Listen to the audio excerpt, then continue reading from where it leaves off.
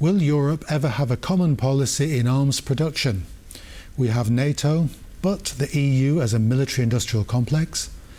It's been a dream for ages. And Europe needs a united policy like never before. So please join me, Jan Darasz, for How We Got Here. The United States and Germany have announced that the US will begin deployments of its multi-domain task force long-range fire capabilities in Germany starting in 2026. This initiative includes the deployment of advanced intermediate-range missile systems and hypersonic missiles. The primary objective of this deployment is to bolster NATO's deterrence capabilities in Europe, addressing the missile capability gap with Russia. Russia has developed and deployed similar intermediate-range missile systems, posing a threat to European security.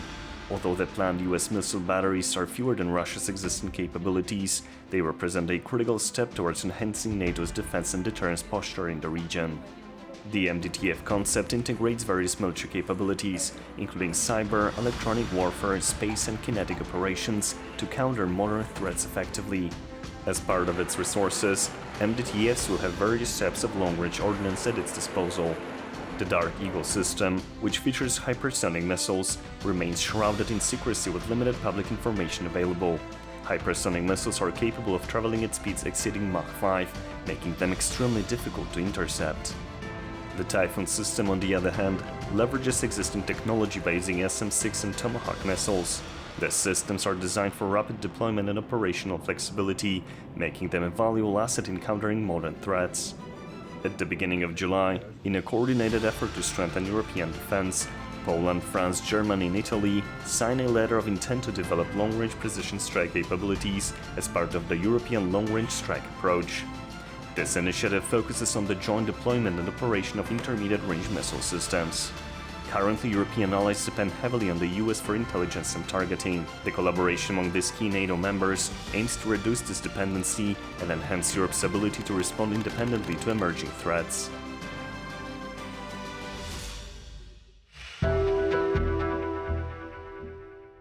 Our guest today is Robert Pszczel, a senior fellow at the Centre for Eastern Studies and also a former NATO official. Welcome to the programme. Thank you for the invitation. Great to have you. Let's start off with these medium-range missile systems that we've been in the news recently. What are they for, and how would they be used in Eastern Europe, especially? If you're referring to the latest announcements, which were sort of made on the margins of the summit, they were not formally part of the summit, but they were still extremely important by US and Germany.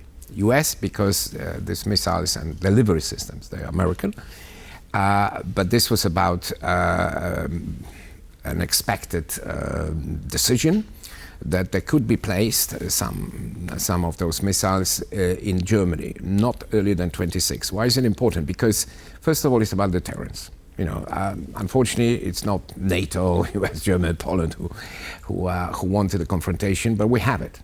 Russia has become a predator state. It is, of course, in the middle. It's continuing its aggression against Ukraine, but it's also started a confrontation with NATO. And part of it, they're thinking in those terms, which people hoped would be gone, but they're back. So in this sort of parity of weapons, etc. And the truth is that in that category, I know it might sound a bit militaristic, but that's the reality of it. In that category, the sort of medium. Partly long-term, but sort of intermediate. So between 500 to over 1,000 at least kilometers range. There was a treaty which basically banned, particularly US and Russia was part of the Soviet Union, and then Russia was part of it. The problem was that Russia has violated this treaty in a conscious way. So in other words, US, in this case, was not developing, was not fielding those missiles and delivery systems, but Russia was developing. And then in 2019, the situation got just so bad that it was impossible to maintain this fiction. So US withdrew from the so-called Intermediate Forces Treaty. Europe and NATO supported the decision. But the problem remained because Russia has actually not just developed, they fielded those systems. And therefore, we're talking about the disparity. And this decision, which is a kind of announcement to what may happen, is important because that would mean that US and other countries would be ready to actually at least close the gap in terms of disparity. So that's the deterrence function. And then, even more seriously, if we have to these days assume that theoretical conflict between Russia and NATO cannot be ruled out. Most people would agree, NATO itself agrees that this is not imminent and it's not likely, but it is cannot be ruled out anymore. So these missiles, of course, would have to perform an important, from NATO's point of view, defensive purpose. But there we are. This is the world that Putin has created. So that's why it's important, primarily, as I say, from the deterrence point of view. But again, I stress, we're talking about defensive systems. Sure. What accounted for this lack of, was it credibility on the part of the West? Did we know that Russia, Soviet Union, Russia, was willfully violating all these treaties? Do we just turn a blind eye and hope for the best? Or how do you account for that? Well, it was, yes. I mean, I think what you're alluding on, directly describing, is the problem that we have kind of lived through. And I was a NATO official then, so I was part of it. You know, there was things. Say it again. You were at the centre of. Well, I was there. Let's say, you know, and we collectively, the West, if you like, because of course the views were somewhat different. I call it a romantic vision of Russia, or you know, the Cold War is over, and therefore we have the peace dividend. Let's spend it. Right. That's kind of made sense, maybe 1990, 91, and so on. But unfortunately, for too long, this is the problem. The peace dividend has been eaten up. And majority of countries, particularly in Europe, have kind of stopped investing in a proper way in defense capabilities, those we were just talking about, and many others. That goes for the defense industry as well. And at some point, it became obvious that it just can't go on like this, because having idealistic vision of Russia as a partner and peace and so on is great, but if the evidence points to a different direction, then you have to adapt, because in the end this is NATO's job. So I think it was a kind of politically induced idealism, if one wants to put a nice gloss to it, or naivete, if you want. But that's gone. That is gone. But now we have a lot of years to make up. I mean, in various areas, we just have to catch up. And it's not just in the gold-plated missile systems and air defence systems, but also in the nuts and bolts, the tanks, the small arms, just the numbers of troops as well, is it? Well, there's some startling statistics. One, because I'm very fond of of UK. I have close connection there. I mean, the British Armed Forces, the land forces, they're the smallest since the Napoleonic Wars. Yes. I mean, okay, you can live with that sort of situation. The assumption was, and that goes for many other countries, that you make up for the size by technology and cyber, other type of modern capability. The problem is you as we see, and this is the current tragedy, which is not just unfolding. We are helping Ukraine, but it's Ukraine which is bearing the brunt. We can see what does this is 2024, and we have this biggest war in Europe since essentially the Second World War, and you can see that in a war of attrition, which has become partly. Both the quality, of course, that's where the supplies of sophisticated weapon systems help enormously, because we have better ones in many categories, not all, but many, than Russia. It helps Ukraine, but size, quantity matters as well. It's about human resources. It's about the size of military forces. It's about literally ammunition as well. Yes. That's the problem. I mean, this quantity versus quality, is that apparent in Europe? For example, on a historical basis, you could say, argue that, the Germans had the Tiger tanks and Panther tanks. The Soviet Union had T-34s. America produced Sherman tanks. Low cost, but lots and lots and lots of these tanks, and that's what won the war. It was mass, not quality. Is that, or is that a too simplistic a view of things? No, I mean, it's kind of simplifying the issue, but the core of the truth is there, because it both matters. Okay, you mentioned, for example, the production capacity of the Soviet Union under the Second War. But let's not forget that the bulk of the effort, that's why the UK was able to essentially survive, was the Lend-Lease, and the enormous production capacity of countries like primarily US. And that sort of continued partially after the Second World War. On the other side of the pond, of the Atlantic. In Europe, it was different, but still, in the initial, let's say, years of confrontation since 1949, I mean, there was, if you like, an assumed preponderance of the nuclear dimension. But that has changed. In other words, you cannot take various situations for given. You might have an advantage in various categories, but then this may change. Today we can observe it with, for instance, it's another topic, but still with the militarization of China. China is producing more naval vessels, basically ships, than all the other NATO countries put together. That's the reality. So technology, yes, it matters. It can make up, and let's be realistic. Nobody is thinking in terms of recreating the same size of armed forces that existed even 1970s or 80s. So, for example, NATO exercise, which happened this year, Steadfast Defender, was the biggest exercise, field exercise since 1989.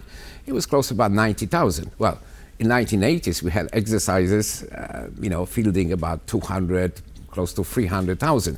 We don't have to go back to that point necessarily, but still, there is a big gap between having such small forces that they don't give you room for maneuver, and having forces which are and then we would have to talk about money.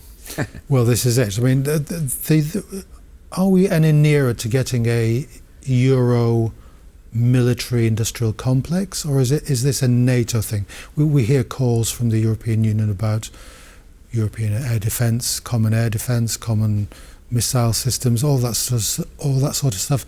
Is that an ideal, or is it a practical thing? Well, there's always politics in it, and let's face it. Whenever you start talking about defence industries, there's a commercial interest as well. That's fair enough.